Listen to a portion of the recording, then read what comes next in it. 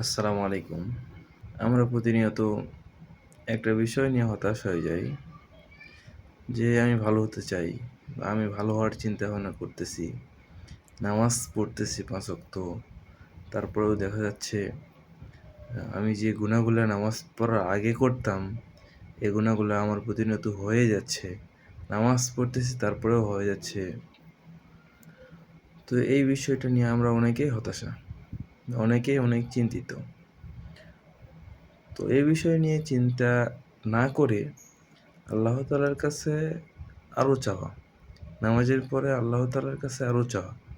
পাশাপাশি নফল নামাজ যদি পড়তে পারি, পড়ে আল্লাহ তাআলার কাছে চাওয়া যে আল্লাহ তাআলা যেন প্রত্যেকটা গুনাহ থেকে বিরত রাখেন।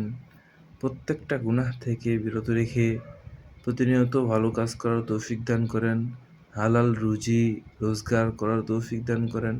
এভাবে যদি আমরা ভালোভাবে আল্লাহ তাআলার কাছে চাইতে পারি এবং নামাজে যদি আমরা মনোযোগ দিয়ে নামাজ পড়ে আল্লাহর কাছে চাইতে পারি, তো আল্লাহ তাআলা ইনশাআল্লাহ আমাদের গুনাহ যেগুলা হতো, গুনাহগুলি থেকে বিরত রাখবেন এবং প্রতিনিয়ত যেন আমরা ভালো কাজ করতে পারি, এই তৌফিক আল্লাহ তাআলা দিবেন ইনশাআল্লাহ।